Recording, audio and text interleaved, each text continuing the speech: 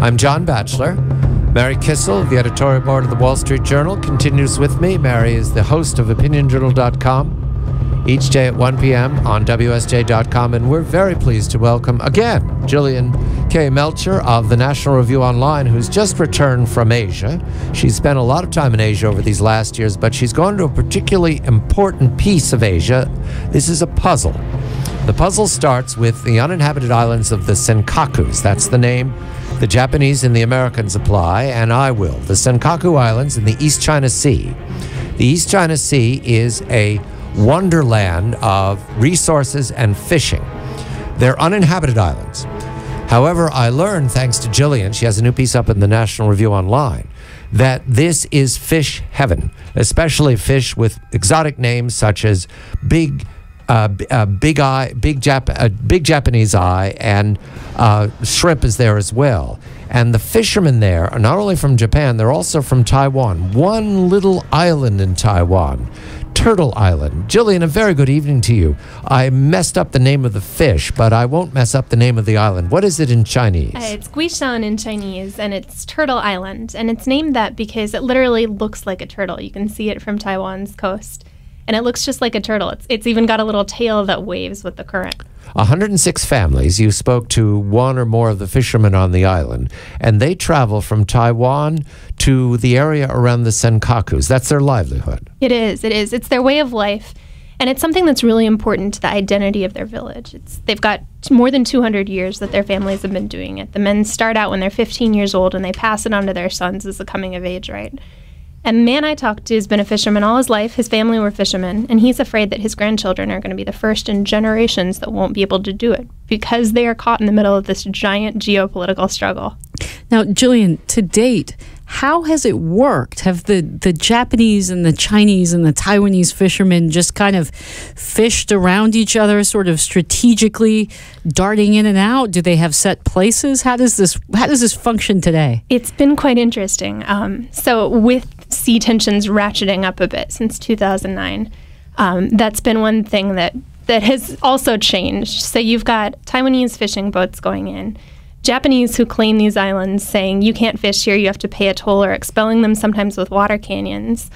And what the interesting thing I thought was, when I was talking to the fisherman, he's saying there's a great current here. It's a great area for fishing. There's plenty for everybody. Why don't we figure out a way to work out resources? But so much is at stake for these islands because it's become not only an issue of who fishes there, but it's become an issue of national pride and sovereignty.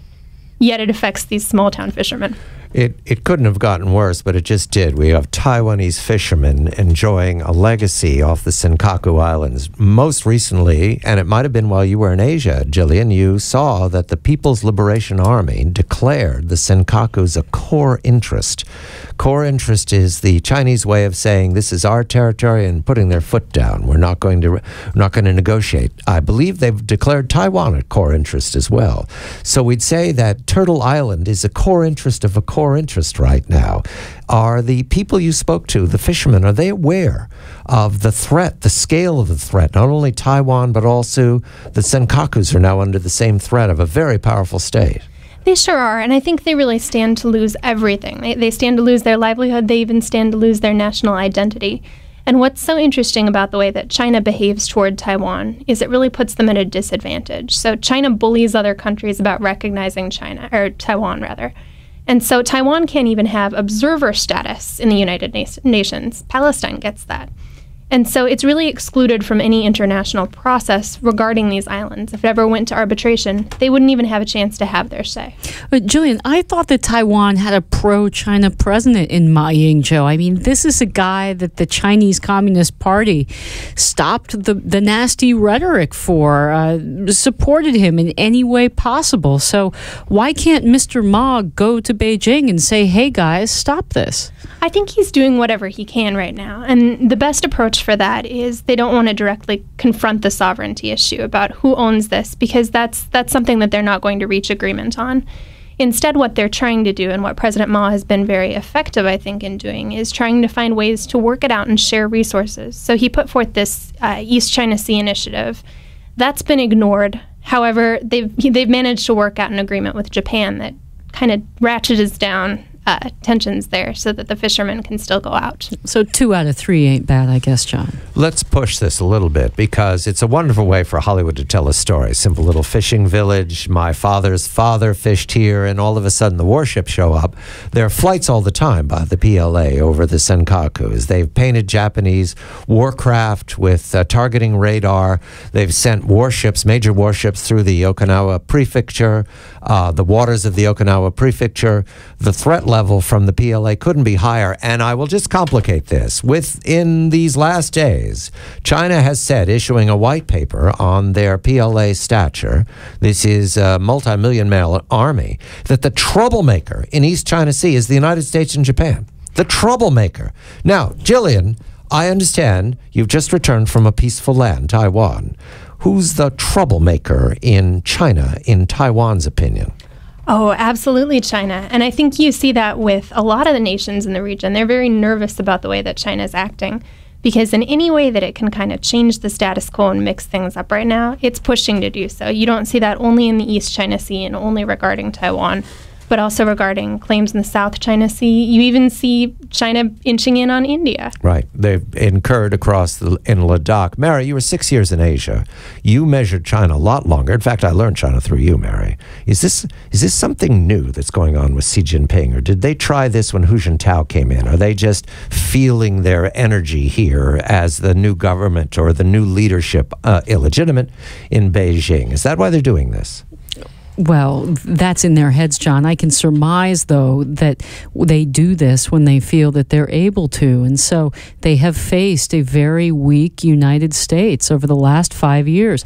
This kind of provocation level was never tried under the Bush administration or even under Clinton. Remember, Clinton sent warships through the Taiwan Straits. That was a real show of force.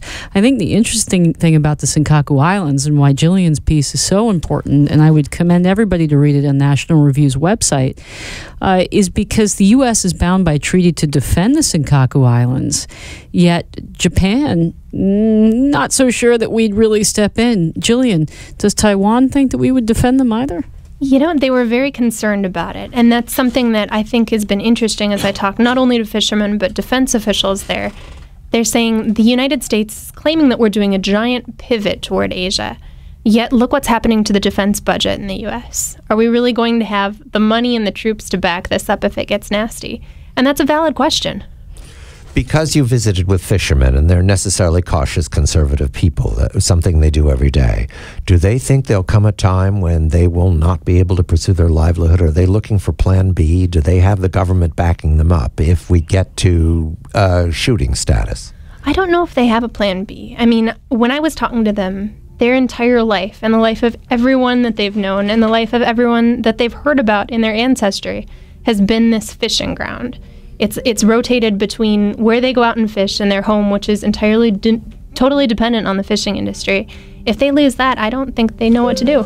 Jillian Melchior, writing for the National Review Online, just returned from Asia, a little island. And by the way, I'll get the fish right. Japanese big eye, for everybody who knows what I'm talking about. Red Sea bream, shrimp. I'm making them hungry, Jillian.